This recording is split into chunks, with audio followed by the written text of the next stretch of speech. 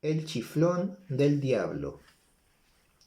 En una sala baja y estrecha, el capataz de turno, sentado a su mesa de trabajo y teniendo delante de sí un gran registro abierto, vigilaba la bajada de los obreros en aquella fría mañana de invierno. Por el hueco de la puerta se veía el ascensor aguardando su carga humana que, una vez completa, desaparecía con él, callada y rápida, por la húmeda abertura del pique. Los mineros llegaban en pequeños grupos y, mientras descolgaban de los ganchos adheridos a las paredes sus lámparas ya encendidas, el escribiente fijaba en ellas una ojeada penetrante, trazando con el lápiz una corta raya al margen de cada nombre. De pronto, dirigiéndose a dos trabajadores que iban presurosos hacia la puerta de salida, los detuvo con un ademán diciéndoles: «Quédense ustedes». Los obreros se volvieron sorprendidos y una vaga inquietud se pintó en sus pálidos rostros. El más joven, muchacho de 20 años escasos, pecoso, con una abundante cabellera rojiza, a la que debía el apodo de cabeza de cobre con que todo el mundo lo designaba, era de baja estatura, fuerte y robusto. El otro, más alto, un tanto flaco y huesudo, era ya viejo, de aspecto endeble y achacoso. Ambos con la mano derecha sostenían la lámpara y con la izquierda un manojo de pequeños trozos de cordel, en cuyas extremidades había atados un botón o una cuenta de vidrio de distintas formas y colores. Eran los tantos o señales que los barreteros sujetan dentro de las carretillas de carbón para indicar arriba su procedencia. La campana del reloj, colgado en el muro, dio pausadamente las 6. De cuando en cuando un minero jadeante se precipitaba por la puerta, descolgaba su lámpara y con la misma prisa abandonaba la habitación, lanzando, al pasar junto a la mesa, una tímida mirada al capataz, quien, sin despegar los labios, impasible y severo, señalaba con una cruz el nombre del rezagado. Después de algunos minutos de silenciosa espera, el empleado hizo una seña a los obreros para que se acercasen y les dijo: «Son ustedes barreteros de la Alta, ¿no es así?». «Sí, señor», respondieron los interpelados. «Siento decirles que quedan sin trabajo. Tengo orden de disminuir el personal de esta veta». Los obreros no contestaron y hubo por un instante un profundo silencio. Por fin el de más edad dijo: «¿Pero se nos ocupará en otra parte?».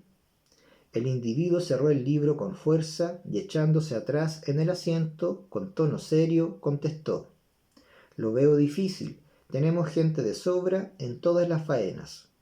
El obrero insistió: «Aceptaremos el trabajo que se nos dé. Seremos torneros, apuntaladores, lo que usted quiera». El capataz movía la cabeza negativamente. «Ya lo he dicho, hay gente de sobra, y si los pedidos de carbón no aumentan, habrá que disminuir también la explotación de algunas otras vetas». Una amarga e irónica sonrisa contrajo los labios del minero y exclamó: «Sea usted franco, don Pedro, y díganos de una vez que quiere obligarnos a que vayamos a trabajar al chiflón del diablo». El empleado se irguió en la silla y protestó indignado: «Aquí no se obliga a nadie. Así como ustedes son libres para rechazar el trabajo que no les agrada, la compañía, por su parte, está en su derecho para tomar las medidas que más convengan a sus intereses». Durante aquella filípica, los obreros, con los ojos bajos, escuchaban en silencio, y al ver su humilde continente, la voz del capataz se dulcificó. «Pero aunque las órdenes que tengo son terminantes», agregó, «quiero ayudarles a salir del paso. Hay en el chiflón nuevo o del diablo, como ustedes lo llaman, 2 vacantes de barreteros. Pueden ocuparlas ahora mismo, pues mañana sería tarde». Una mirada de inteligencia se cruzó entre los obreros. Conocían la táctica y sabían de antemano el resultado de aquella escaramuza. Por lo demás, estaban resueltos a seguir su destino. No había medio de evadirse. Entre morir de hambre o aplastado por un derrumbe, era preferible lo último. Tenía la ventaja de la rapidez. ¿Y a dónde ir? El invierno, el implacable enemigo de los desamparados, que convertía en torrente los lánguidos arroyuelos, dejaba los campos desolados y yermos.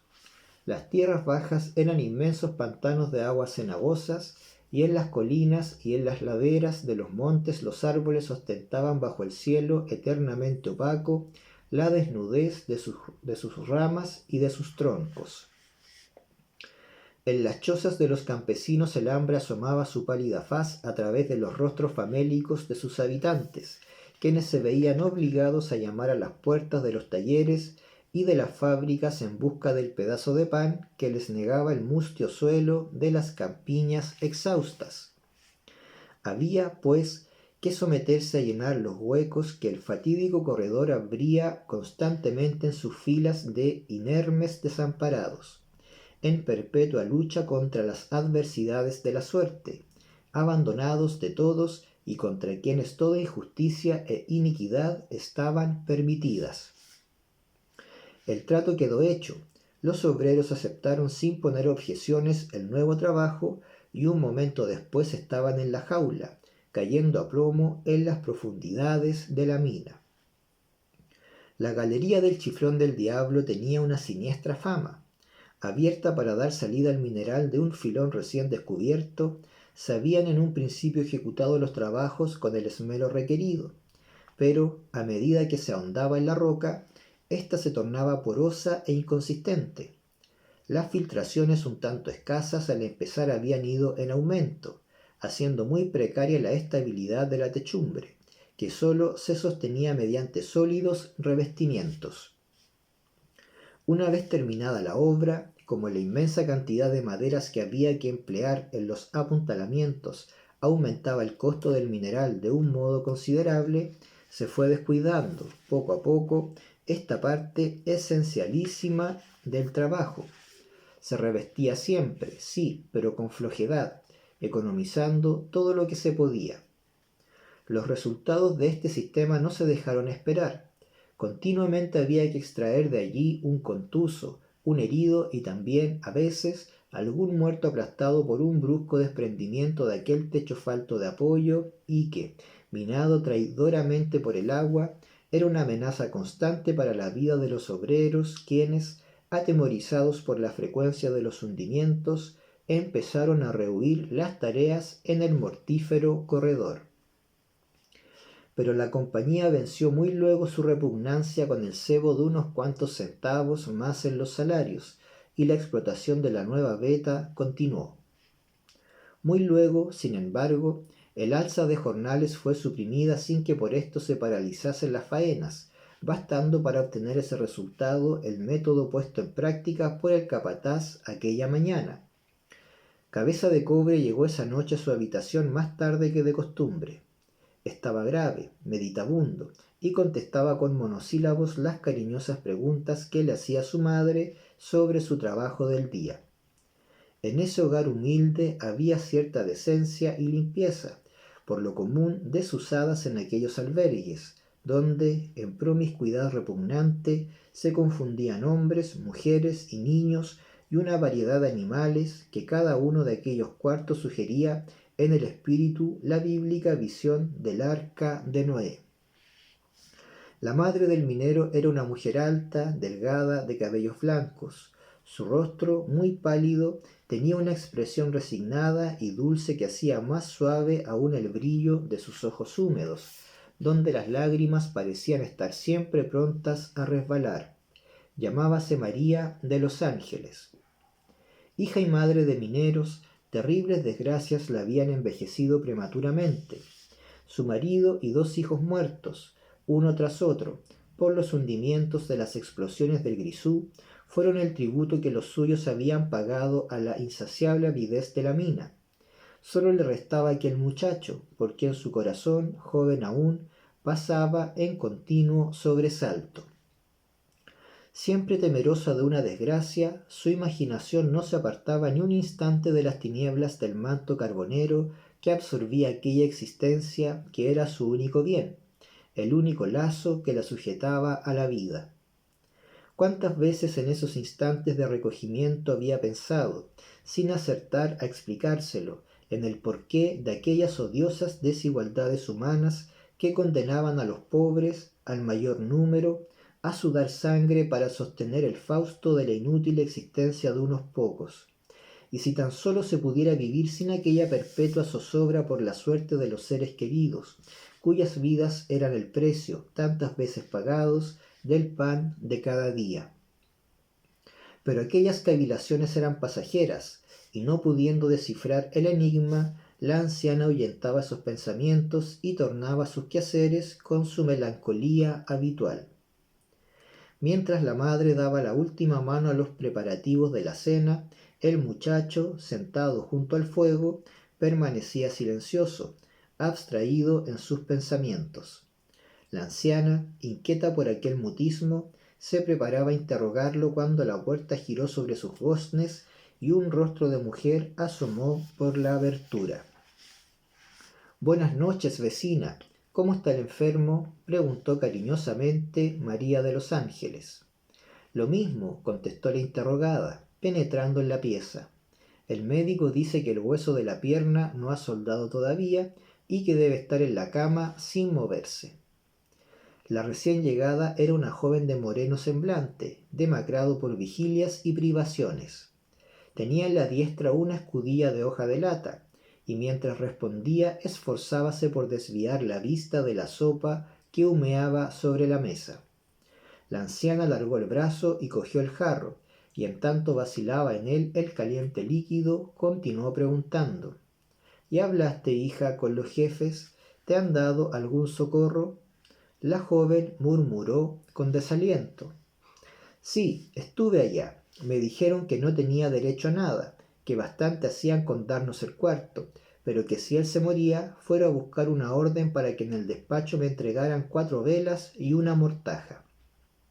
Y dando un suspiro agregó: «Espero en Dios que mi pobre Juan no los obligará a hacer ese gasto». María de los Ángeles añadió a la sopa un pedazo de pan y puso ambas dádivas en manos de la joven, quien se encaminó hacia la puerta, diciendo agradecida: «La Virgen se lo pagará, vecina». «Pobre Juana», dijo la madre, dirigiéndose a su hijo, que había arrimado su silla junto a la mesa. «Pronto hará un mes que sacaron a su marido del pique con la pierna rota. ¿En qué se ocupaba?». «Era barretero del Chiflón del Diablo». «Ah, sí, dicen que los que trabajan ahí tienen la vida vendida». «No tanto, madre», dijo el obrero. «Ahora es distinto. Se han hecho grandes trabajos de apuntalamiento. Hace más de una semana que no hay desgracias». «Será así como dices, pero yo no podría vivir si trabajaras allá. Preferiría irme a mendigar por los campos. No quiero que te traigan un día como me trajeron a tu padre y a tus hermanos». Gruesas lágrimas se deslizaban por el pálido rostro de la anciana. El muchacho callaba y comía sin levantar la vista del plato. Cabeza de Cobre se fue a la mañana siguiente a su trabajo, sin comunicar a su madre el cambio de faena efectuado el día anterior. Tiempo de sobra habría siempre para darle aquella mala noticia. Con la despreocupación propia de la edad, no daba grande importancia a los temores de la anciana. Fatalista, como todos sus camaradas, creía que era inútil tratar de sustraerse al destino que cada cual tenía de antemano asignado. Cuando 1 hora después de la partida de su hijo, María de los Ángeles abría la puerta, se quedó encantada de la radiante claridad que inundaba los campos. Hacía mucho tiempo que sus ojos no veían una mañana tan hermosa. Un nimbo de oro circundaba el disco del sol que se levantaba sobre el horizonte, enviando a torrentes sus vívidos rayos sobre la húmeda tierra, de la que se desprendían por todas partes azulados y blancos vapores.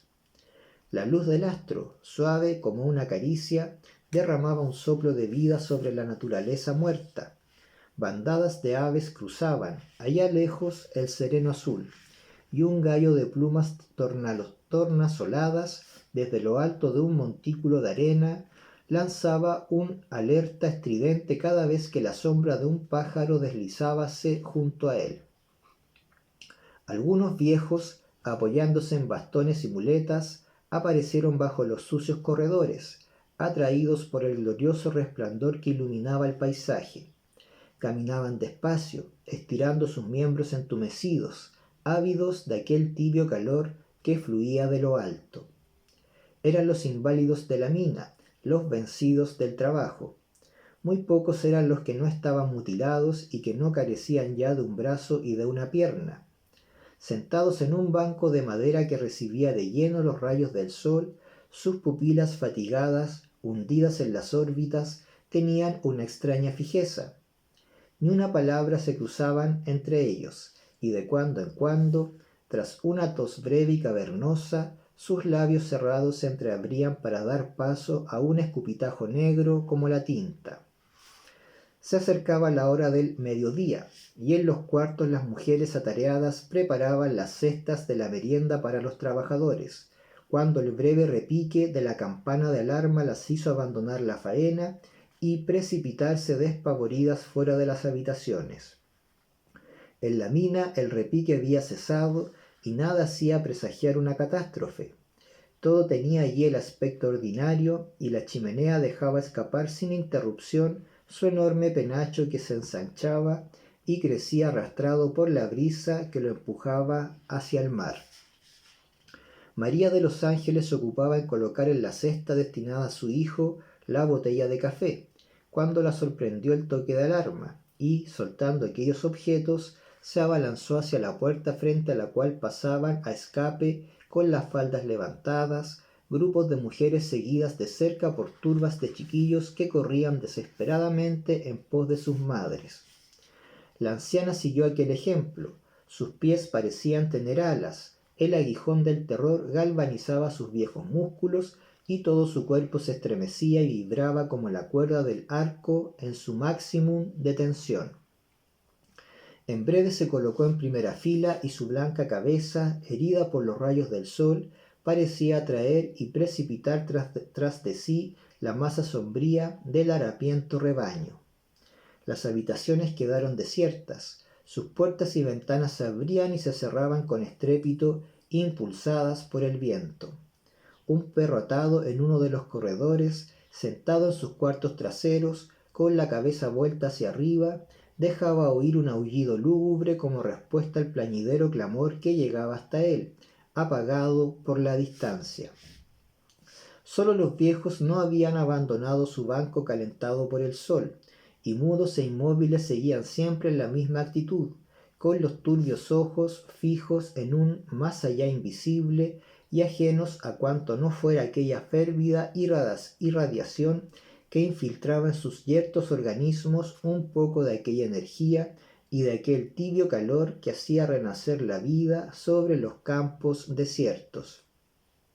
Como los polluelos que, percibiendo de improviso el rápido descenso del gavilán, corren lanzando pitíos desesperados a buscar un refugio bajo las plumas erizadas de la madre, aquellos grupos de mujeres con las cabelleras destrenzadas, gimoteando, fustigadas por el terror, aparecieron en breve bajo los brazos descarnados de la cabría, empujándose y estrechándose sobre la húmeda plataforma. Las madres apretaban sus pequeños hijos, envueltos en sucios harapos, contra el seno semidesnudo, y un clamor que no tenía nada de humano brotaba de las bocas entreabiertas contraídas por el dolor. Una recia barrera de maderos defendía por un lado la abertura del pozo, y en ella fue a estrellarse parte de la multitud. En el otro lado, unos cuantos obreros, con la mirada hosca, silenciosos y taciturnos, contenían las apretadas filas de aquella turba que ensordecía con sus gritos, pidiendo noticias de sus deudos, del número de muertos y del sitio de la catástrofe. En la puerta de los departamentos de las máquinas se presentó, con la pipa entre los dientes, uno de los ingenieros, un inglés corpulento, de patillas rojas, y con la indiferencia que da la costumbre, paseó una mirada sobre aquella escena. Una formidable imprecación lo saludó y centenares de voces aullaron: ¡asesinos! ¡Asesinos! Las mujeres levantaban los brazos por encima de sus cabezas y mostraban los puños, ebrias de furor. El que había provocado aquella explosión de odio lanzó al aire algunas bocanadas de humo y, volviendo la espalda, desapareció. La noticia que los obreros daban del accidente calmó un tanto aquella excitación. El suceso no tenía las proporciones de las catástrofes de otras veces. Solo había 3 muertos, de quienes se ignoraban aún los nombres.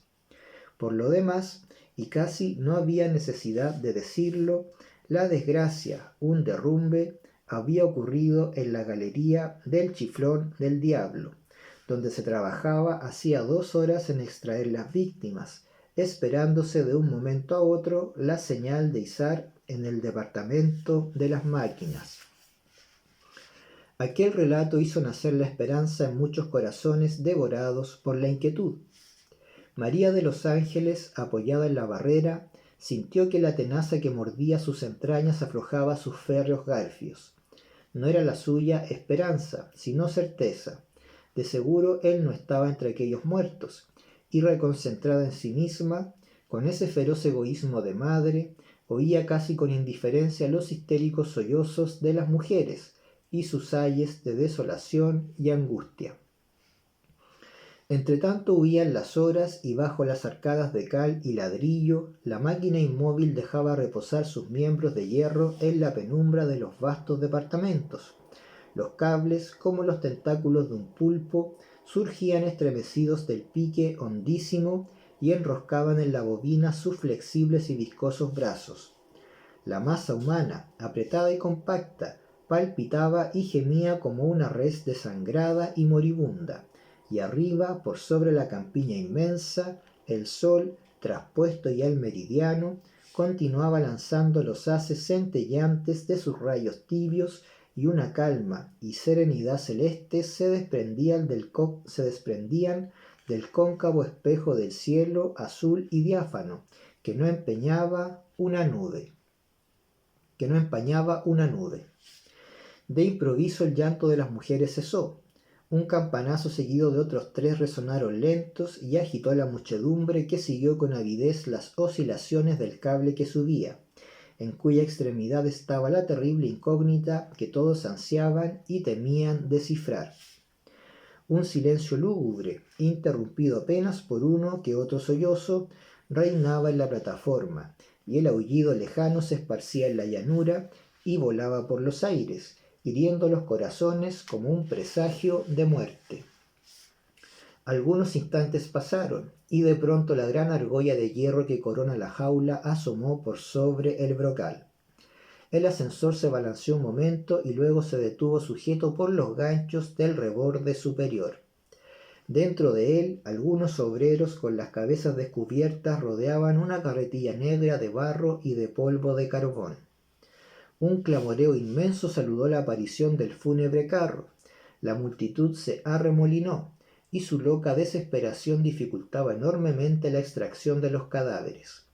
El primero que se presentó a las ávidas miradas de la turba estaba forrado en mantas, y sólo dejaba ver los pies descalzos, rígidos y manchados de lodo. El segundo, que siguió inmediatamente al anterior, tenía la cabeza desnuda. Era un viejo de barba y cabellos grises.